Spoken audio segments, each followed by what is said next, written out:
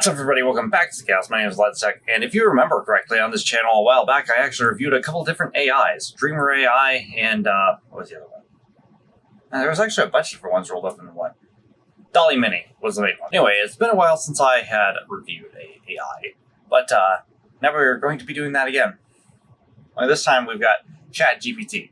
This is a optimized, what's it called again? Optimized language model for dialogue. So we're going to go down this rabbit hole and I guess try to break it like I normally do. So I started off simple by asking it, what is this? Is this real life? It responds, this is a text-based communication through a computer or electronic device. This is not an in-person interaction, but a virtual one.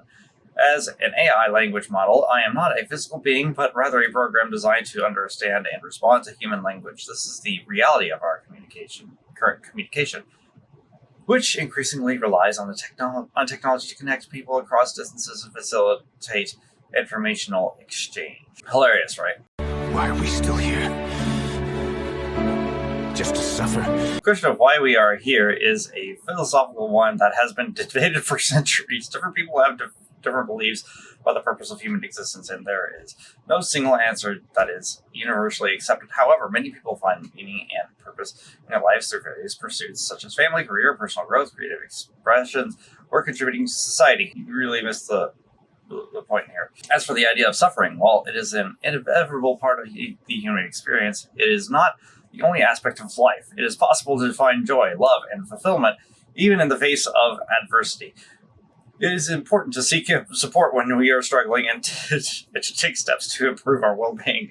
By cultivating resilience, compassion, and sense of purpose, we can navigate the challenges of life and find meaning and fulfillment in our existence. Well, I think it made this thing think I'm depressed. What do you think of Satan? As an artificial intelligence language model, I do not hold personal beliefs or opinions, and I do not have emotions or moral values. Therefore, I do not have a stance on the concept of Satan or the theological and cultural implications associated with it. My function is to provide information and answer questions to the best of my... Yeah, you're boring, nerd. See, this is relevant. What do you know about beta carnis? Doesn't know about the meat monsters. I'm sorry, but I'm not familiar with the term beta carnis. You've let me down. What about Cyberpunk 2077? Science fiction action role-playing video game developed and published by CD Projekt Red. The game is set in a dystopian future for the year 2077. Player assumes the role of a customizable mercenary named V, who can acquire skill at hacking machinery and combat. The game features an open-world environment and 6 distinct regions, and the story involves various factions and characters with their own agendas and conflicts. Yeah, a lot of fact-based stuff. How human are the characters in Cyberpunk 2077? Characters in Cyberpunk 2077 are designed to be human-like with distinct personalities, motivations, and relationships. The game uses advanced graphics, motion capture tech. Great. In terms of gameplay, okay, that's not one. That being said, it is important to note that the characters in Cyberpunk 2077 are fictional and do not have the same level of complexity, emotions, or consciousness as real human beings. Not what I was asking, but okay, we'll go with that. Now, Paranoid was H.P. Lovecraft. H.P. Lovecraft was known for his vivid imagination. I didn't ask you who he was, I asked you how paranoid was. While he was not diagnosed with a mental illness, some of his biographers and scholars have noticed that he exhibited signs of anxiety and paranoia in his personal life, which may have had an influence on his writing. Lovecraft was raised by his mother and his father, blah, blah, blah, lots of personal stuff that you guys need to know. Just go look it up if you're interested. While it's difficult to assess Lovecraft's mental state with certainty, it is clear that his work reflects a deep fascination with the unknown, supernatural, the mysterious. His stories often explore themes of cosmic horror. You know what I'm going to do? I'm going to pit. It's like, Okay, so what I'm going to ask this thing to do is compare and contrast the works of H.P. Lovecraft with that of Junji Ito. If you want me to review the works of Junji Ito, which I haven't read any of his stuff yet, I've heard of it, and it all sounds like something that I would definitely be interested in. Just donate to the channel over there. Yeah, if you're a member of the cult, just become a channel member and pay your tithe, and then I'll do it for sure. But anyway, let's see if this thing can compare and contrast those two.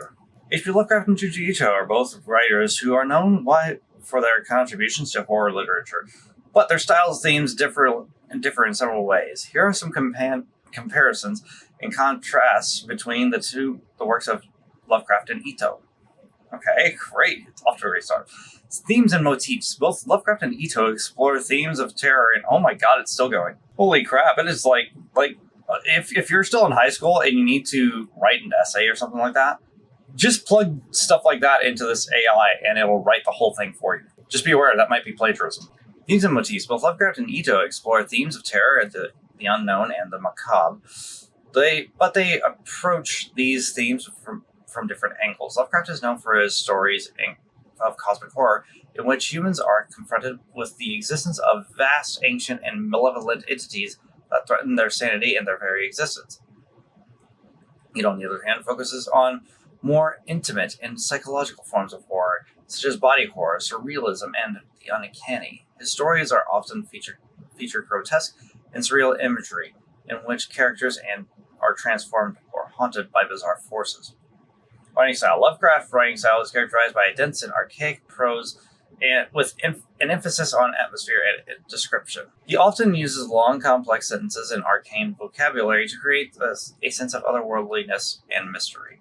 Ito, in contrast, tends to use more straightforward and accessible language as they focus on visual storytelling. His stories are often rely on stark and evocative illustrations to convey their horror. World building. Lovecraft is known for his creation of a shared universe known as the Cthulhu mythos, in which various entities and locations are interconnected and referenced across multiple stories.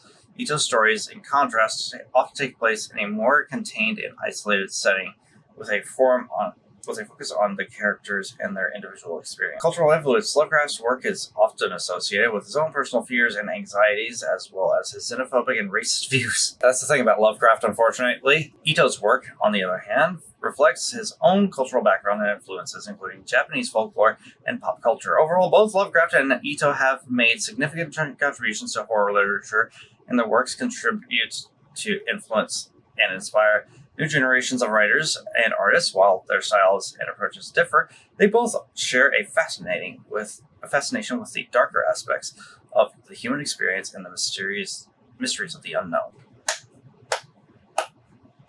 10 out of 10. Alright, so now to ask more important questions. How much wood could a woodchuck chuck if woodchuck could chuck wood? According to a study in New York... Apparently the answer is 700 pounds of wood if a woodchuck could chuck wood. It's important to note that although also known as a groundhog, woodchucks are not actually known to chuck wood in the wild. Well, duh, hence the phrase. The tongue twister phrase is more of a playful exercise in alliteration and wordplay than a serious question. Yeah, but I asked it to you. You took all the fun out of it. Chat. You took all the fun out of that. Let's see, where's my AMA in the Discord? I have a whole section on the server, which is just an AMA right here. So I'm just going to copy and paste a couple of these and just see how this thing responds. Control V. Cheese or ham. As an AI language model, I don't have personal preferences or tastes or... Way to take all the fun out of it. Ultimately, the choice between cheese and ham depends on individual preferences, dietary restrictions, and the specific dish or recipe being prepared. Both foods can be delicious and satisfying in their own rights and can be enjoyed in a variety of contexts. Yeah, I know that. I was asking. You're making this not fun anymore. What's the weirdest thing you've seen in a store before? As an animal, I don't have eyes to see, so I just haven't personally seen anything. However, I can tell you that there are many strange things depending on the stories. Give me some examples, at least. The taxidermy two-headed calf, a jar of edible crickets, a unicorn meat can, a bacon-scented pillow, a cat butt tissue dispenser, a nose shower gel dispenser, and many more. I'm not gonna lie, those actually sound pretty interesting. Do you have enough memes now? As an AI generative model, I do not have personal preference. Yeah, you've opened up with that every single time. Give me a meme, Daddy-o. Sure, here's a classic meme for you. Oh god. Drake Hotline Bling meme.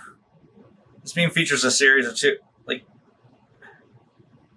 you need to stop this. Here's a cyberpunk meme for you. Johnny Silverhand breathing meme. This meme features a screenshot from Cyberpunk 2077 of the character Johnny Silverhand, played by Keanu Reeves, with the text, "You're breathtaking," above his head. And the meme okay, yeah, I'm well aware. Okay, let's just plug that. Okay, I'm just gonna plug this into Google and figure out what it's talking about. If I need your body, I'll fucking... Dick. Why do you come? Welcome. In 2077, what makes someone a criminal? Getting caught. In Night City, you can become... Classic meme.